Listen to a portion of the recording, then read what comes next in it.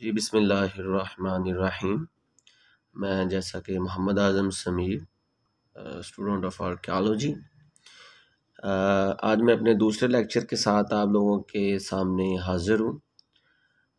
कल हमने बात की थी डिस्ट्रिक्ट बहावलपुर और उससे रिलेटेड जितना भी उसका कल्चर है, हेरिटेज है और आर्कियोलॉजी है, और हमने ब्रीफली डिस्कस किया था। आज मैं आप लोगों के सामने इसका मुकम्मल अहाता करूँगा इंशाअल्लाह। तो इस सिलसिले में जो सबसे इम्पोर्टेंट चीज़ है वो है चोलिस्तान डेज़र्ट। तो मैं चोलिस्तान डेज़र्ट को फोकस करते हुए आज मैं आपको बताऊंगा कि चोलिस्तान जो डेज़र्ट है उस पे जो डिफरेंट स्कॉलर्स हैं, जो डिफरेंट आर्कियोलॉजिस्ट हैं, एंथ्रोपोलॉजिस्ट हैं, उनकी जो मुजव्वज़ा तहकीक हुई जिन्होंने की इस पे, उनके काम के बारे में थोड़ा सा बताऊंगा। और साथ साथ मैं बताऊंगा कि किस तरह जो चोलिस्तान डेज़र्ट है वो अपनी इर्तकाई मनाजिल तय करता करता आज हमारे सामने एक डेज़र्ट की शक्ल में है। तो सबसे पहले तो एक चीज़ आप लोग बखूबी जान लें कि चोलिस्तान जो हाकड़ा दरिया का खुश्क रास्ता है उसके संगम में वाक़ है, और यही वो रास्ता है जो तहज़ीब व तमद्दन का एक बहुत बड़ा गहवारा है। इसके साथ साथ ये भी ज़हन में रख लें कि जो चोलिस्तान डेज़र्ट का जो संगम है उसमें जो हड़प्पाई आबादकारियाँ जो कि मैंने कल भी आपसे शेयर की थी, वो वहाँ पे हैं, जो कि बहुत से मुख्तलिफ़ अदवार का अहाता किए हुए हमें उनके मुतल्लिक़ बताती हैं। और 4000 क़ब्ल मसीह का जो दौर है वहाँ से लेकर जो मौजूदा किले हैं उन तक का जो सफ़र है वो भी हमें चोलिस्तान डेज़र्ट से पता चलता है अगर हम वहाँ पे तहकीक करें तो ये जो चोलिस्तान डेज़र्ट है इसमें मैंने कल भी बताया जो सबसे बड़ा काम है जो डॉक्टर मोहम्मद रफ़ी मुग़ल साहब का है, जो उन्होंने अपने 4 सर्वे किए थे, जो 4 सर्वों पे मुहित उनका अदवार है, जो 1974 से लेकर 1974 से लेकर 1977 तक है। इस दौरान उन्होंने हाकड़ा वेयर पीरियड, उसके अलावा अर्ली हड़प्पन, मिचोर हड़प्पन और PGW का जो दौर है उनकी साइट्स को उन्होंने डॉक्यूमेंट किया और हम तक उनको पहुंचाया।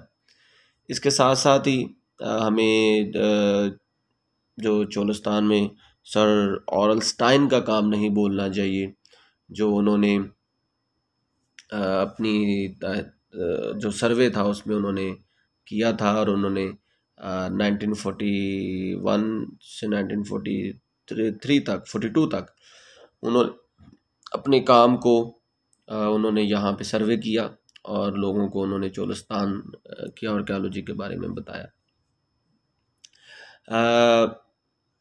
अगर हम इसकी नॉमेनक्लेचर पे बात करें, जो चोलिस्तान है ये 2 अल्फाज का मरकब है, जैसे कि चोलना ये तुर्किश वर्ड है जिसको डेजर्ट कहा जाता है, सैंड कहा जाता है, लैंड ऑफ सैंड कहा जाता है, और स्तान जो है वो लिविंग प्लेस, जो पर्शियन लैंग्वेज से अखज़ किया गया है।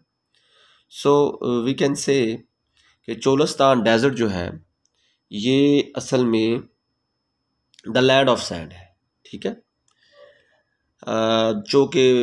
जो कि पहले लैंड ऑफ सैंड नहीं था, ये बहुत फर्टाइल इलाका था, लेकिन जब दरिया का रुख बदला, जो घाघर आंकड़ा है, जो घाघर है वो इंडिया में इसको घाघर कहा जाता है और पाकिस्तान में इसको हाकड़ा कहा जाता है, जब उसके रूट्स तब्दील हुए तो ये जो इलाका था फर्टेलिटी से एरिडिटी में आ गया, और अब ये एंटायरली जो चोलिस्तान डेजर्ट है वो एरिड इलाका है और सेमी एरिड इलाका है, बहुत खुश्क है।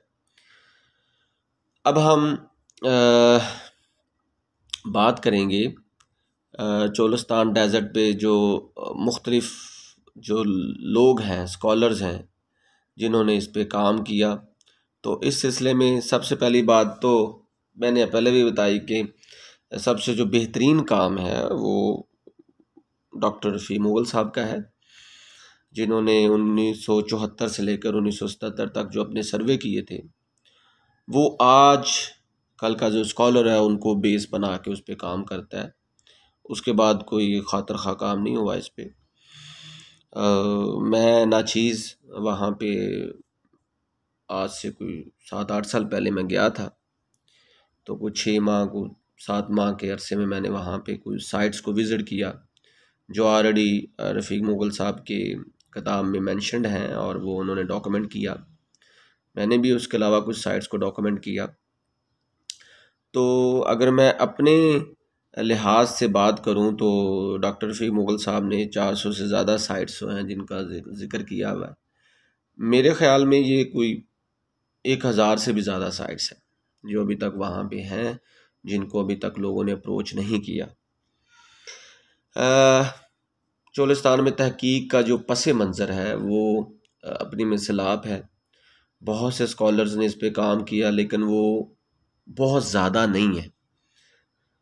जैसे कि सर ऑरेल स्टाइन्स का मैंने ज़िक्र किया 1941 टू 1942, उन्होंने वो बैनुल अक़वामी तौर पर शोहरत याफ्ता स्कॉलर हैं और आसार क़दीमा के लिहाज से उन्होंने बहुत उनकी जो खिदमात हैं वो अहमियत की हामिल हैं। जैसे कि इन्होंने 1910 से 1929 के दरमियान इंडिया में काम किया, राजस्थान पे सर्वे किया। इसके साथ साथ उन्होंने 14 फरवरी 1941 में वही जो उनकी दरियाफ्तें थीं उनको बढ़ाते हुए चोलिस्तान डेजर्ट में आए, वहाँ पे उन्होंने काम किया। इन्होंने जो 3 मकामात जो खुदाई भी की थी जिनकी उनमें क्लेपर है, संदना वाला ठेर है और अहमद वाला ठेर है। ये उनका जो था ना बेसिक बुनियादी आसार क़दीमा की तरफ एक सफ़र था, जिससे लोगों ने फिर यहाँ पे आना शुरू कर दिया और काम करना शुरू कर दिया। और इसके अलावा भी उन्होंने अपने सैर व सियाहत के दौरान बहुत से मकामात ढूंढे। इसके बाद हेनरी फील्ड हैं जो कि अमेरिकन स्कॉलर्स थे, उन्होंने भी चोलिस्तान पे तहकीक शुरू की। इन्होंने पाकिस्तान के कुछ इलाकों को देखा और ऑरेल स्टाइन के मसवदे को अपनी बेस बनाते हुए उन्होंने काम किया और एक छोटी सी फ़िल्म उन्होंने बनाई जो library of Congress Washington DC में उनको फिर भिजवा दिया। ये काम 1959 में किया गया और इसके बाद फिर एक घोष 1953 में उन्होंने अपने काम में डॉक्टर ऑरेल स्टाइन को बेस बनाया और उनके काम को मुकम्मल करने की कोशिश की। इसके अलावा एंडिशन है 1967 में, कैटी एफ दलाल हैं, 1980 में बीबी लाल हैं, उसके अलावा भावलपुर के उन्होंने शुमाली राजस्थान में आसार क़दीमा पे काम किया। इसके अलावा सूरज भान हैं, उन्होंने 1973 से 1975 के दरमियान काम किया। इसके अलावा शॉफर हैं, जिम जी शॉफर हैं, 1978 में उन्होंने काम किया।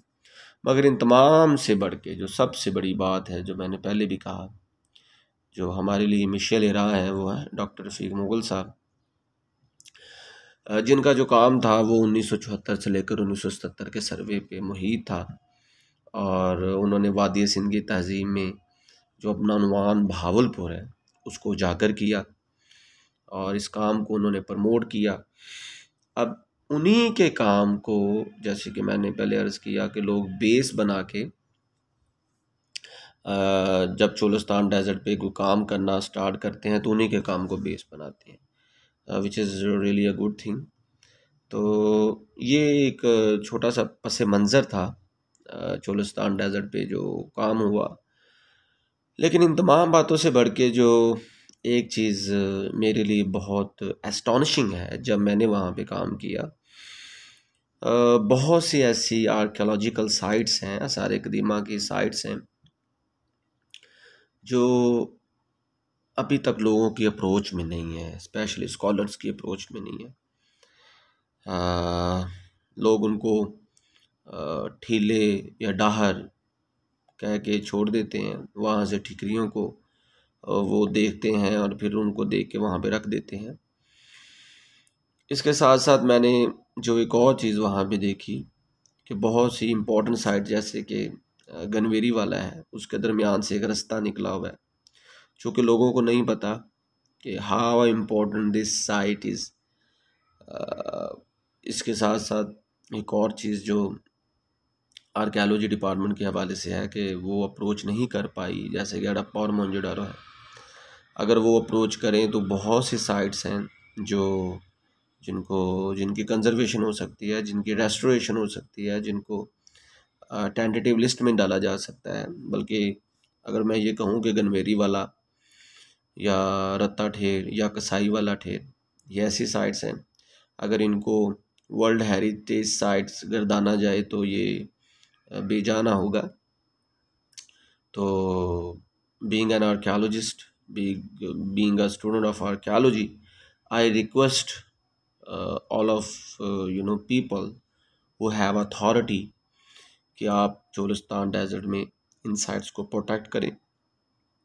उनकी एक लिस्ट तैयार की जा सकती है जिसमें प्रोटेक्टेड लिस्ट में उनको डाला जा सकता है, टेंटेटिव लिस्ट में डाला जा सकता है। उसके साथ साथ उनको यूनेस्को की लिस्ट में डाला जा सकता है, क्योंकि आपको पता है कि यूनेस्को की जो वर्ल्ड हेरिटेज साइट्स हैं उनमें सिर्फ 6 पाकिस्तानी साइट्स हैं। सो अगर हम चोलिस्तान डेजर्ट को इसमें इंक्लूड कर लें तो बहुत सी साइट्स हैं जो इस लिस्ट में आ सकती है।